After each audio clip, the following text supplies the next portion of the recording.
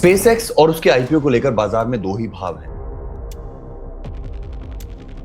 एक कंपनी बहुत over valued है और स्पेसएक्स का आईपीओ आते ही 12 जून को स्टॉक मार्केट क्रैश हो जाएगी। दूसरा भाव है कि स्पेसएक्स की कॉन्स्पिरेसी, स्पेसएक्स के जो इनसाइडर हैं वो अपना स्टेक बेचेंगे और ये कंपनी जो है ये आईपीओ के लायक नहीं। दोनों ही चीजों के ऊपर से पर्दा उठाएंगे क्योंकि लोग अक्सर इमोशन बताते हैं, they don't look at statistics that matter, आंकड़े जिनसे फर्क पड़ता है इस आईपीओ का और बाजार का भविष्य। तो अगर आप इस वीडियो के लिए एक्साइटेड हो और इस तरह की और वीडियो चाहते हो अपनी टाइमलाइन पर फटाफट से 2-4 मिनटों के अंदर, तो चैनल को सब्सक्राइब कर लो, वीडियो को लाइक कर लो। This is not a financial advice, I am not a registered financial adviser, but ये वीडियो सिर्फ एजुकेशन पर्पस है। और यहां पर मैं शुरू करता हूं। सबसे पहले डीबंक करते हैं कि इसका रेवेन्यू कैसा है। तो यस, 2021 से रेवेन्यू तो कंपनी का बढ़ रहा है। देखो यार, 2021 से 2025, क्योंकि 2026 साल खत्म नहीं हुआ है और अमेरिकी कंपनियां कैलेंडर ईयर फॉलो करती हैं, तो 2021 से 25 तक रेवेन्यू जो है वो $2 बिलियन से $18 बिलियन का हो चुका है। तो 9 गुना हुआ है। तो कंपनी की हाइप तो बनती है, क्योंकि एक कंपनी जो 5 साल में 4 साल में अपना रेवेन्यू 9 गुना कर लेती है, वो उसकी तारीफ होनी चाहिए। बट 2021 में लॉस, 2022 में लॉस, 2023 में हल्का सा प्रॉफिट हुआ था, 2024 में तगड़ा प्रॉफिट किया। क्यों? क्योंकि स्टारलिंक जो है, जो इनका स्पेसएक्स का सबसे बड़ा हीरो प्रोडक्ट है, स्पेस के थ्रू ये इंटरनेट प्रोवाइड कर सकते हैं दुनिया के किसी भी कोने में,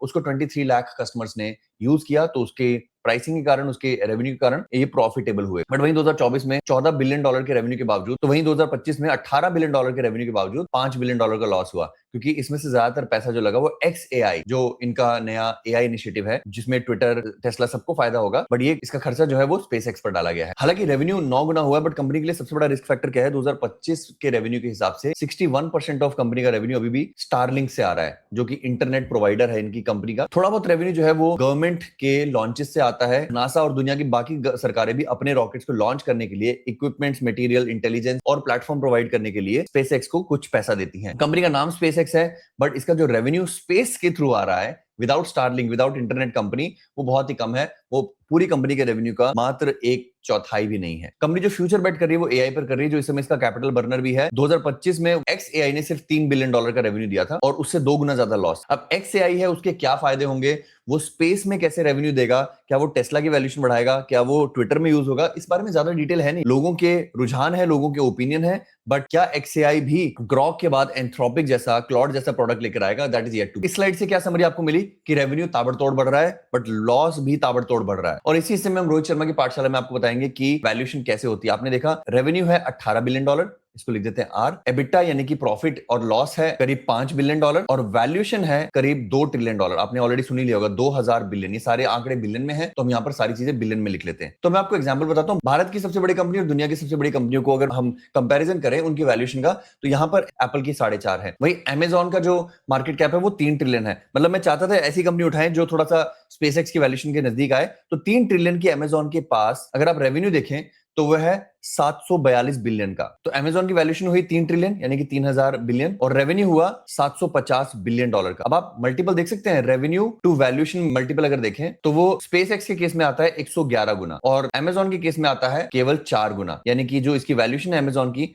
वो रेवेन्यू के मुकाबले केवल 4 गुना है। तो यहां पर रेवेन्यू के मुकाबले में तो ये कंपनी बहुत ओवर वैल्यूड है। और आप बिल्कुल नहीं चाहेंगे कि मैं प्रॉफिट पे कंपेयर करूं। दुनिया की सबसे बड़ी कंपनी, सबसे ओवर वैल्यूड कंपनी, 5 ट्रिलियन की एनवीडिया का प्रॉफिट कितना है? प्रॉफिट है 141 बिलियन। तो अगर हम एनवीडिया की बात करें तो 140 बिलियन के प्रॉफिट के साथ वो 5 ट्रिलियन की वैल्यूएशन लेकर चल रही है। यानी कि प्रॉफिट से अगर हम कंपैरिजन करें तो प्रॉफिट मल्टीपल वो आता है करीब करीब 35 गुना। अगर आप यही चीज स्पेसएक्स के देखें तो बहुत कम ऐसी कंपनीज हैं जो 1 ट्रिलियन या आधे ट्रिलियन से ज्यादा है और जो लॉस मेकिंग है। तो यानी कि इसका जो मल्टीपल हुआ एबिटा यानी कि प्रॉफिट टू वैल्यूएशन का जो मल्टीपल हुआ वो हुआ -400 गुना। Not acceptable. ठीक है, तो कंपनी की वैल्यूएशन आपको क्लियर हो गई, फंडामेंटल समझ में आ गए। अब बात करते हैं कि क्या ये कंपनी मार्केट को डुबो देगी। देखो यार, मैं आपको सही बताऊं, मैंने इसकी रियलिटी देखी है। कंपनी $80 बिलियन रेस करेगी। 2 ट्रिलियन को भूल जाओ। ऐसा नहीं कि कंपनी मार्केट जो है वो $2 ट्रिलियन, $2000 बिलियन इसमें लगाने वाली है। They are only raising $80 billion. $80 billion worth के जो स्टेक हैं, जो एम्प्लॉयज के स्टेक्स हैं, जो इनसाइडर के स्टेक हैं, वो आम जनता के हाथ में दिए जाएंगे। ठीक है, तो ये मैसिव ऑफर फॉर सेल है। इतना बड़ा ऑफर फॉर सेल हमने अक्सर देखा नहीं है। तो ये जो $80 बिलियन है, इतना बाजार से दरकार है स्पेसएक्स को। वो $80 बिलियन जिस वैल्यूएशन में बिक रहा है, उसके कारण पूरी कंपनी की वैल्यूएशन 2 ट्रिलियन लगाई जाएगी। इस कारण से मार्केट में प्रलय है। बट एक्चुअल में सच नहीं है कि $2 ट्रिलियन ये लोग रेस कर रहे हैं। तो जिस भी व्यक्ति ने आपको इररिस्पांसिबली ये बताया है कि स्पेसएक्स मार्केट से $2 ट्रिलियन खींच लेगा, वो गलत है। स्पेसएक्स का स्टॉक जरूरी ही डंप होगा, ये तो मुझे लग ही रहा है, इसमें कोई दो राय नहीं है। It will not be a big hit IPO, but ये मार्केट से लिक्विडिटी नहीं सोख रहा है। ऐसा नहीं कि लोग अपने बिटकॉइन, गोल्ड और गूगल और एनवीडिया के स्टॉक्स बेचकर ये 1.75 और 2 ट्रिलियन जुटाकर एनवीडिया के स्टॉक खरीदेंगे, नहीं। They are only raising $80 billion. और $80 बिलियन कितना होता है, ये मैं आपको दो तरीके से समझाता हूं। पहला, स्पेसएक्स पहले भी पैसा रेज कर चुका है। उसने दिसंबर 2025 में अपने एम्प्लॉइज को, अपने ईसॉप होल्डर्स को एग्जिट देने के लिए $800 बिलियन की वैल्यूएशन पर ऑलमोस्ट इतनी ही वैल्यू रेज की थी प्राइवेट इन्वेस्टर्स के साथ। और प्राइवेट इन्वेस्टर आपको लगेगा क्यों बड़े लोग, एचएनआई लोग इतनी गलती करेंगे? क्योंकि उनको मान लीजिए $80 बिलियन उनसे लिए, वैल्यूएशन दी $800 बिलियन, उनको कहा कि हम एक साल के अंदर अंदर आईपीओ निकालेंगे और आपका पैसा डबल कर देंगे, क्योंकि आप वही हिस्सा जाके बाजार में ओपन मार्केट में लेटर ऑन